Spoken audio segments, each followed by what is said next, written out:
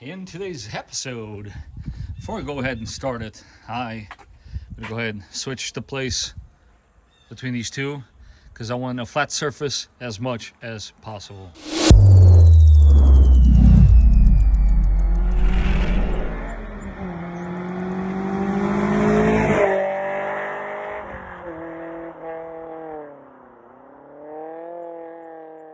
Ladies and gentlemen, welcome back to the channel. This is the Vikings Garage, and on today's episode, I was just going to change the oil on the FJ Cruiser for the first time.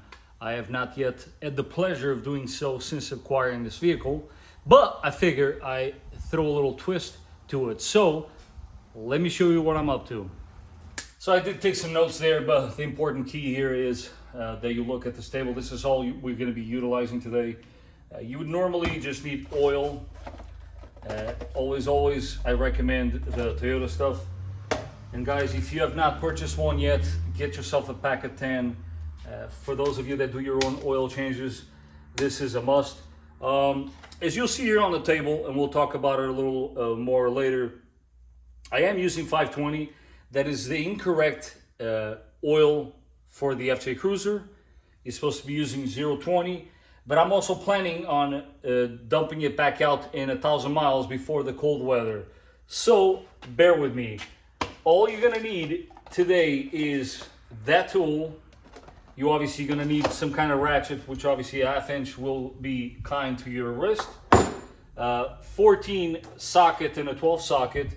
One is for the skid plate, which everybody enjoys taking off. And the 14 would be for the oil drain plug.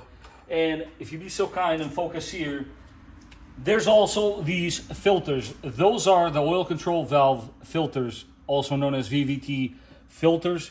They go up on the head and filter the oil gets dumped back into the valve train. Now, why are we changing these? One, I have not owned a vehicle for the first 160,000 miles, so I don't know how well the last owner did the oil changes. Actually, I kind of do. And I don't agree with what he did because he was more of a 10,000 mile intervals than anything else. Although he did take it to the dealer, so they were using synthetic. But because he did that, and I don't know the condition of the engine on the inside, we're going to go ahead and throw a curveball. According to the internet, this is the best engine flush out there in the market. I'll show you guys how to do that.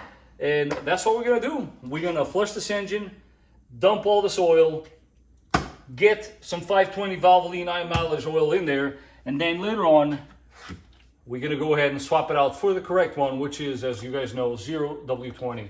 So I just want to emphasize once more, if you focus here on the board, that this is not part of the oil change. I'm doing this because I've not owned the vehicle, and you should too. But keep in mind, if you plan on doing an engine flush, you need to consider the fact that debris and carbon buildup that has been building up inside the engine might actually get trapped inside of these little guys. So do keep that in mind, because engine flushes are great, but there's a downside to it. You have to do it with this in mind. Now that we have placed the FJ in the correct location, obviously you need the tray, and the 2 ramps will make your life easier. So let's go ahead. Let's get this guy up on ramps. Actually, before we put it up on the ramps, it's important that we check the level of this vehicle on a flat surface. Clearly, very good reason for it, because the last thing you want to do when applying this engine flush product is to overfill your engine. So with a rag or an old sock with a hole in it, let's go ahead and measure the oil level, and we should be a-okay with this one to go ahead and put the flush material in there. And according to this bottle, the key here is, one, you do not want to drive it with the product in it. This is a matter of idling the engine, and you're going to idle it. Let's all read it together here now. For 10 to 15 minutes. So we are going to go ahead and idle this for 15 minutes. By the way, guys, this was a little over 20 bucks, but there's another option which I'll leave in the comment section down below for a little less than half of the price. Let's see, I think this is clear in color. Let's take a look. Yeah, more or less yellowish. Another top tip for those of you that like a little insight information from somebody with a little bit of experience, I always look at the inside of the oil cap. And as you can see there, I'm gonna go ahead and put my finger in there. This is the reason why I'm actually also replacing those filters for the VVT oil lines, because that is not the way I would want to see it. You can actually see a little particle there about to break right there on that corner. So yeah, we're gonna hopefully clean all this up.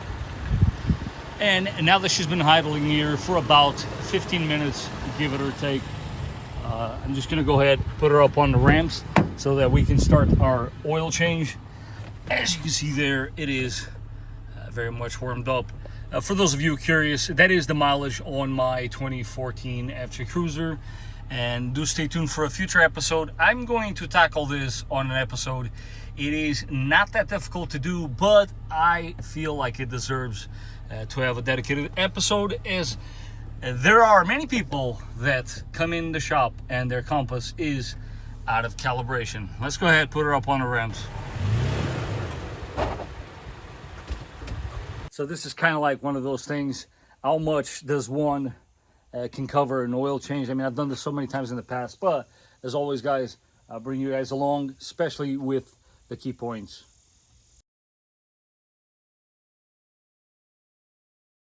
Skid plate removal, fun for all ages.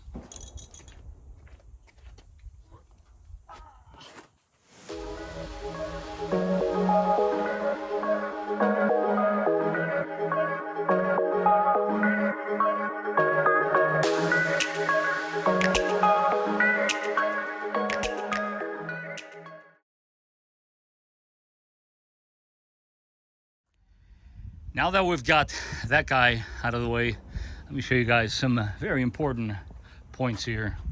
Always, for obvious reasons, leave your cap off and somewhere where you can find it. I actually on FJ Cruisers like to leave it there.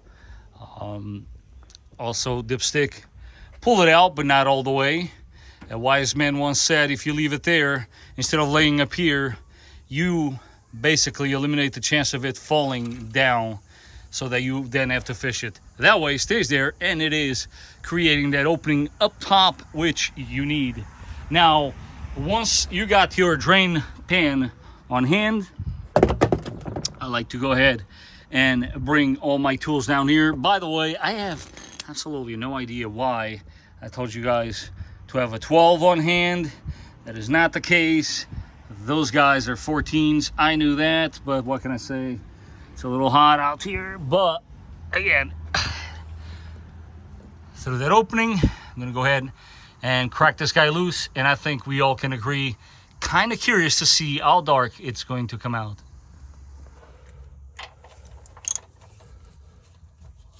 Oh, that was really tight. Anyways, I obviously play that game in which, can I hold this little guy and not lose it into the pan? There we go. Oh wow, that is pretty dark. That is definitely very dark. You guys see that? Yeah, I hope that picks up on camera, but boy, that is really dark. Yeah, needless to say, I think this vehicle was a perfect candidate for a flush.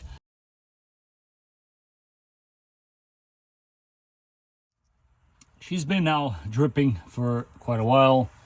So, as always, one, new crush washer. Two, confirm that the old one is not still in the pan. Super important. You do not want to double gasket this. Goes without saying that, yes, you can, by all means, torque this down. I will provide you with the torque specs. But if you're like me, and you've done so many of these, you know exactly where to stop. That's it. That's all she needs. I like to go in there with my trusty sock. Needless to say, that's not going to be going back on my feet ever again. And clean that up. now we're gonna have some fun with this oil filter housing. By the way, stay tuned till the end of the video, and I'll show you guys something cool that I came across and why a lot of guys out there are actually switching this into the metal housing one.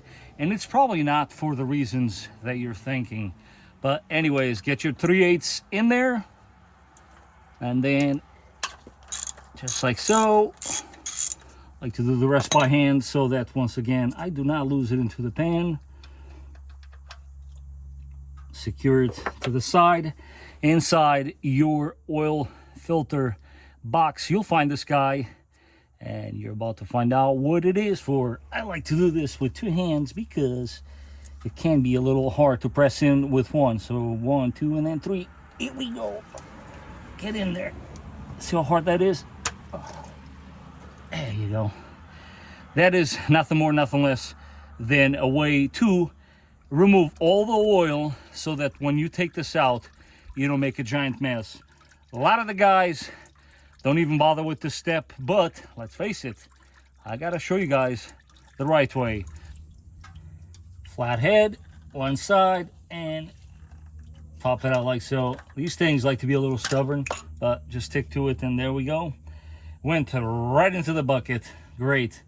Anyways, seal on this one is falling off already. The way you want to go about this is exactly like so. The smaller seal from your kit, hopefully this shows on camera, press it in, and you want to work with both hands here. That is the only way to do this. And you're going to go all the way across, and there you have it. This guy is sitting properly, and now we're going to go ahead, after cleaning this guy once again with our trusty sock, put it back, and yes, indeed, we will torque this guy. Not to get confused, we are still going to go ahead and remove the whole housing. This is exactly how you should do it, unless you prefer to do this on a bench, but I don't really see why you would do that. But click, click. Now the tool that I've showed you guys in the beginning of the video, this one is specific for Toyota, and it goes clearly only one way. You want to focus on those 3 grooves right there, and you want to match them up with your housing itself. Once you've done that, like so, you go ahead, grab your 1/2 inch, and a little bit of leverage goes a long way. Let's see if we can do this with this 1/2 inch. Nope. It will slip on you, so be careful. There we go.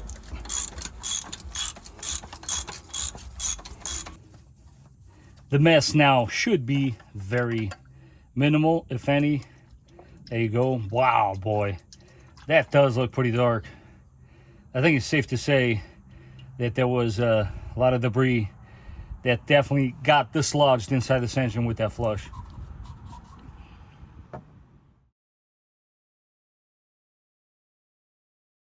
Out with the old, in with the new. Just a quick shot for you guys to see the difference between one and the other. By the way, this filter only really had 4,000 miles on it. I am one of those guys that kind of does things a little sooner than later, but it is what it is. Some guys like to clean the inside of this oil filter housing with brake clean. I don't have any brake clean, otherwise I probably would have, but I think it's safe to say we're going to be all right. It looks okay to me. So again, slide the new one in. Nothing much to it. Now we're going to go ahead with that same flathead, remove the old gasket, because we are not reusing any of these gaskets. New one goes in, and it only goes in one way. Show you guys a close-up so that nobody gets this wrong, as I've seen this in the past. All right, hopefully that's a very good shot there for you guys. That is the groove where it goes in, not down here, not anywhere up here, in that groove.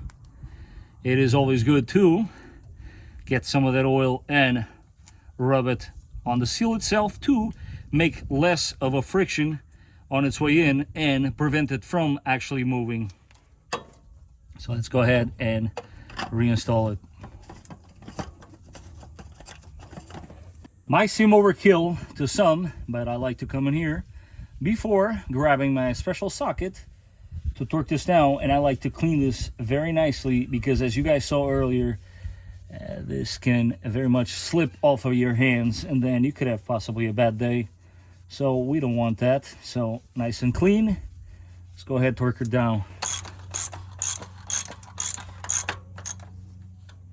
Click, click, click.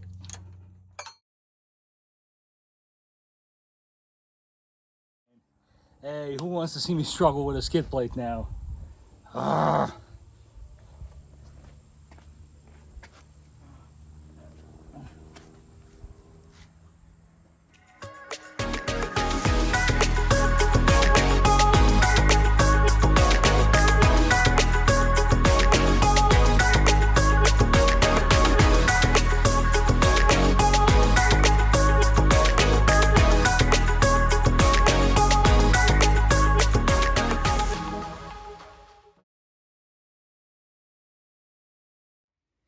As far as a regular oil change is concerned, at this point in time, you would go ahead and fill it up with 6.4 quarts of 0W20 of your choice.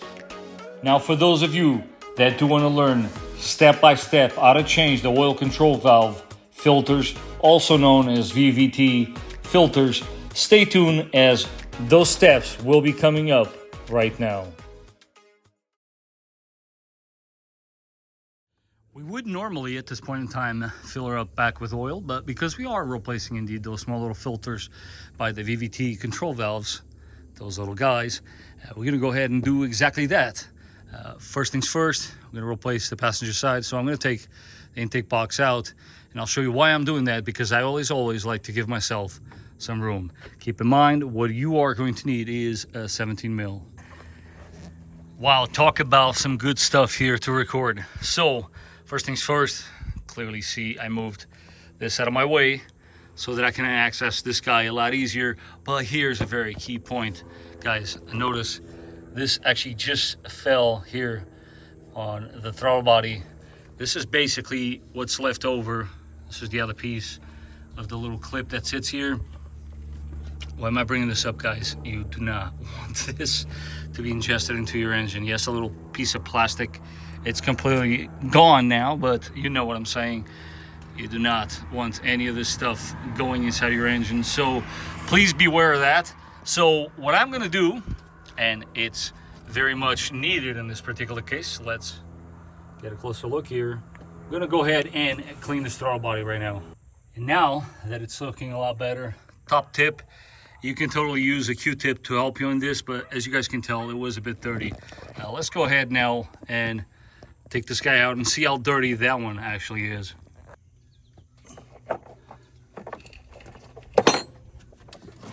We do this covering the shot.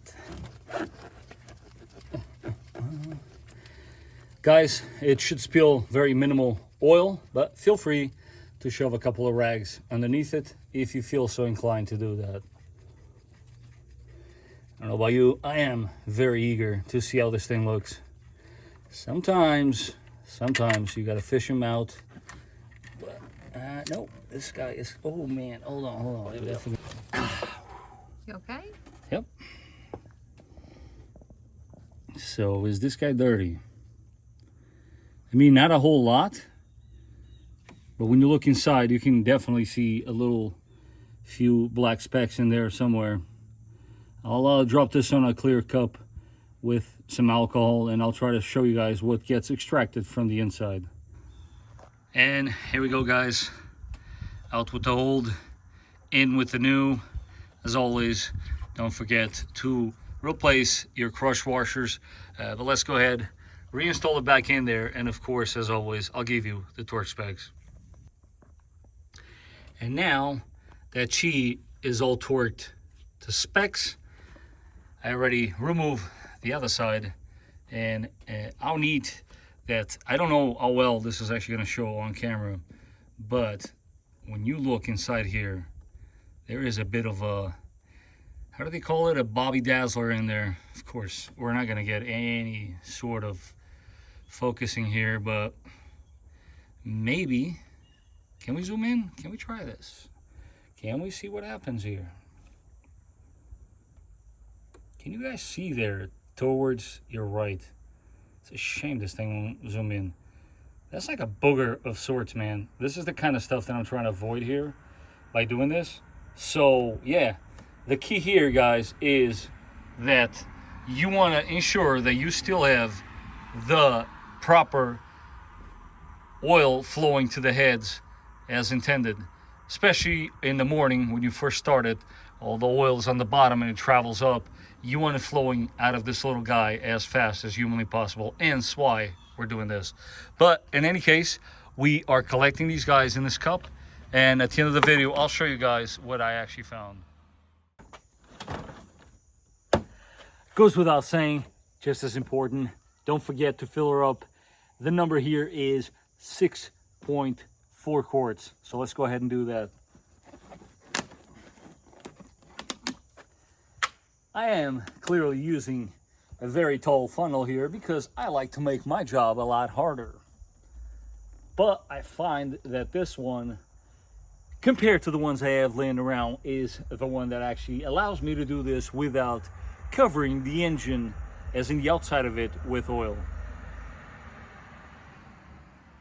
And the job would not be complete without properly checking your oil level. As per Toyota, you want to start the engine 5 to 10 seconds, shut it off, wait 5 minutes so that you let the oil settle on the bottom. Then you pull your dipstick, you wipe it, right? And now reinsert it all the way in, pull it back out, and confirm that you indeed have the correct oil level. And that, my friends, is how you do a oil change on your FC Cruiser. Plus some filters and a flush that it might have needed or not. Let me know what you think in the comment section down below. But of course, this video would not be complete if I did not show you guys how to reset your maintenance light.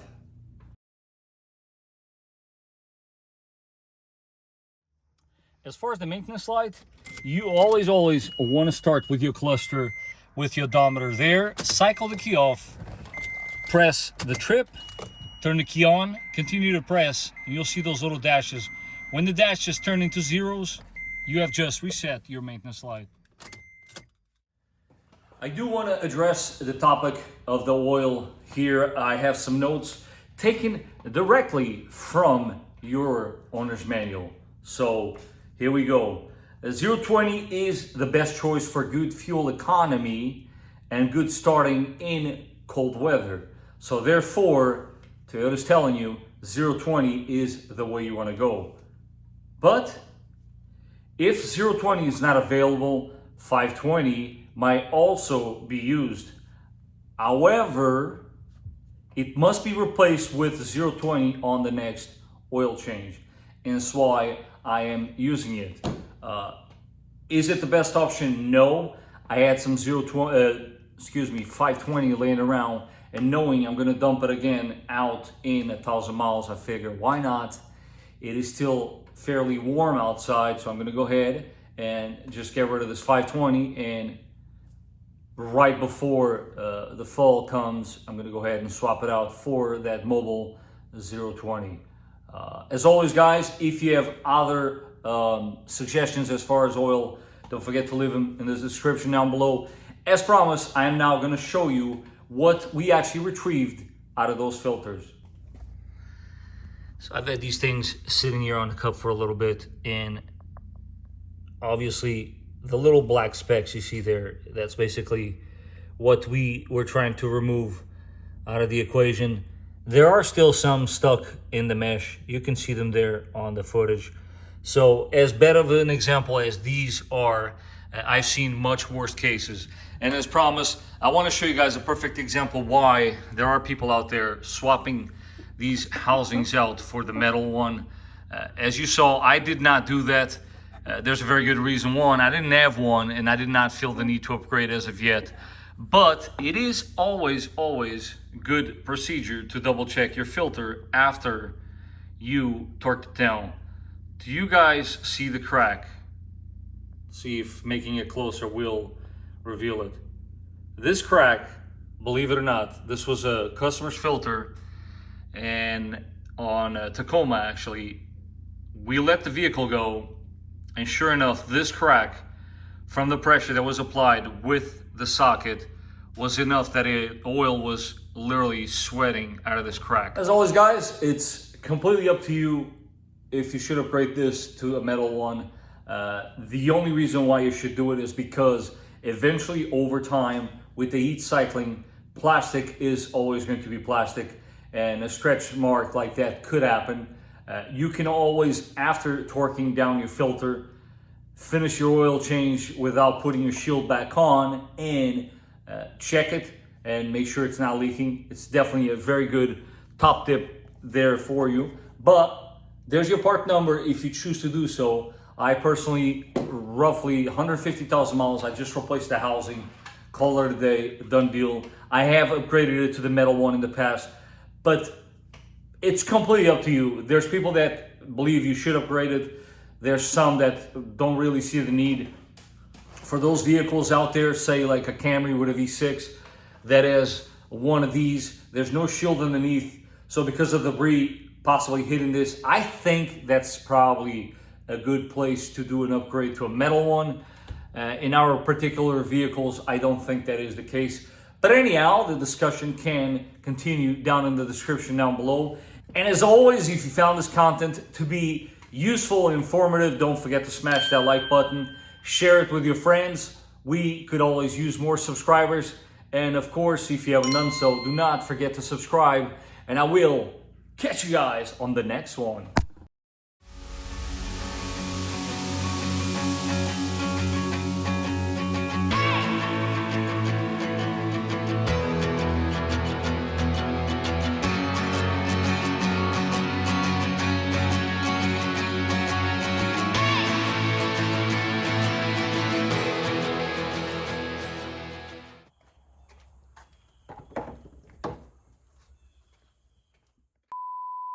Nice. Oh.